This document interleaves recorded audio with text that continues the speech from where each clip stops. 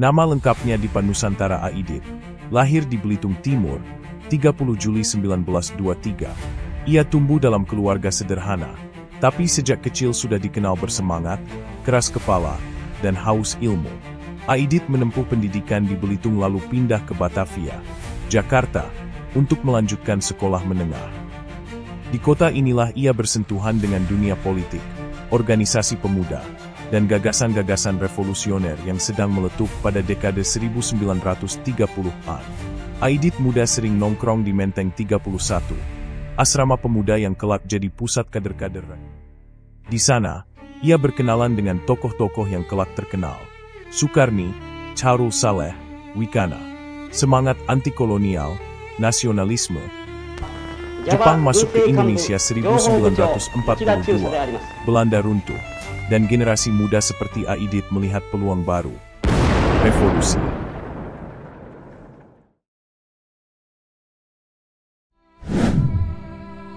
Saat Jepang berkuasa, Aidit mulai aktif di organisasi kepemudaan bentukan Jepang. Tapi ia cepat menyadari bahwa Jepang bukan pembebas, melainkan penjajah baru. Diam-diam, bersama kawan-kawan Menteng 31, ia menumbuhkan perlawanan mental. Proklamasi 17 Agustus 1945 menjadi tonggak penting. Aidit ikut mendorong Soekarno-Hatta untuk segera memproklamasikan kemerdekaan melalui tekanan golongan pemuda. Ia masih muda, 22 tahun, tapi idealismenya tajam. Sesudah proklamasi, Aidit terlibat dalam berbagai organisasi pemuda kiri. Disinilah ia semakin dekat dengan gagasan Marxisme-Leninisme. Partai Komunis Indonesia, PKI, sudah ada sejak 1920, sempat dihancurkan Belanda pasca pemberontakan 1926, 1927, dan hidup kembali setelah Jepang kalah. Pada akhir 1940-an, PKI masih kecil, terpecah, dan tak punya arah jelas. Aidit bersama kawan dekatnya, M.H. Lukman dan Enjoto, masuk ke PKI sekitar 1947, 1948. Usia mereka muda, tapi ambisi besar. Peristiwa Madiun 1948, yang sering dikaitkan dengan PKI, sempat membuat partai itu hancur lebur. Banyak tokoh ditangkap atau dibunuh. Namun Aidit dan kawan-kawan selamat. Justru dari kehancuran itulah mereka melihat peluang merebut kepemimpinan. Tahun 1951 menjadi titik balik. PKI diambil alih oleh generasi muda, Aidit, Lukman, Enjoto. Mereka mendorong PKI masuk jalur politik legal, bukan pemberontakan bersenjata. Aidit menjadi sekretaris jenderal PKI, posisi tertinggi dalam struktur operasional. Di bawah Aidit, PKI berkembang pesat. Mereka membangun jaringan massa, serikat buruh, tani, pemuda, perempuan, seniman. Aidit cerdik menggunakan jalur demokrasi parlementer era 1950-an. Hasilnya, pada pemilu 1955, PKI meraih suara 16,4%, menjadi partai terbesar keempat setelah PNI, Masyumi, dan NU. Bagi partai yang pernah dianggap mati suri, ini kebangkitan luar biasa. Aidit tampil bukan sekadar sebagai organisator, tapi orator ulung. Gayanya sederhana tapi tajam, pandai membakar semangat.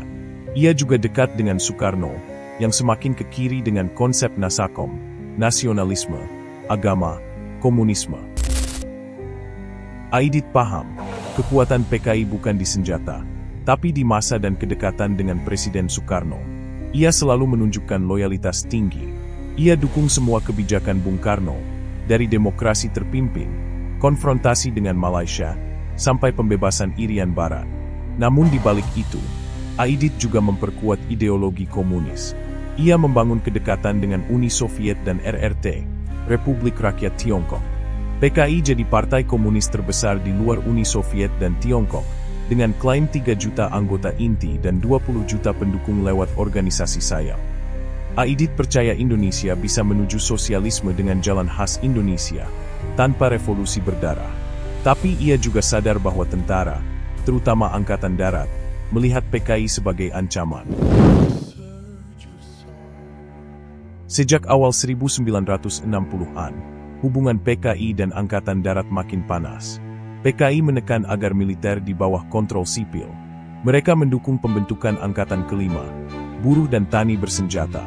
Ide ini bikin jenderal-jenderal resah. Aidit semakin vokal menyerang kapitalis birokrat dan imperialis Amerika. Ia mendukung gerakan anti-Amerika, bahkan ketika kedubes AS di Jakarta diserbu massa. Bagi Aidit, ini bagian dari strategi, mengikat diri dengan Bung Karno, mendorong revolusi, dan melemahkan lawan politik. Tapi bagi militer, ini tanda bahaya. PKI terlalu kuat. Tahun 1965, situasi politik Indonesia penuh krisis. Ekonomi hancur, inflasi meroket. Soekarno sakit-sakitan, muncul pertanyaan soal suksesi. Militer menunggu, PKI mendesak. Aidit sering bepergian ke Beijing, bertemu Mao Zedong dan elit Partai Komunis Tiongkok. Ia makin percaya pada jalur revolusi ala Tiongkok.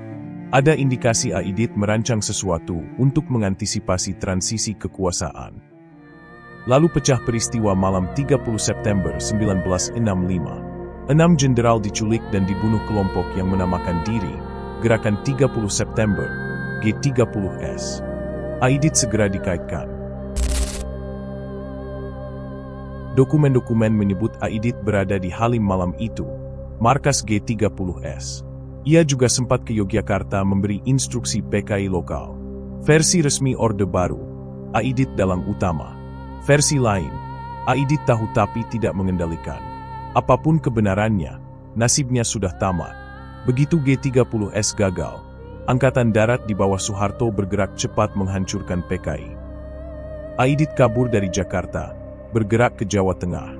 Ia sempat bersembunyi di Solo, lalu ke Boyolali. Tapi akhir November 1965, ia ditangkap tentara di Desa Sambeng. Aidit dieksekusi secara singkat tanpa pengadilan. Tanggal 22 November 1965, ia ditembak mati di Boyolali. Jenazahnya tidak pernah diumumkan ke publik. Sesudah G30S, ratusan ribu simpatisan PKI dibunuh, jutaan ditahan tanpa pengadilan. Aidit menjadi simbol kejatuhan partai yang sempat berjaya. Ia menunjukkan bagaimana ideologi, politik massa, dan ambisi bisa mengubah arah bangsa, dan bagaimana benturan kekuasaan bisa berakhir dengan darah.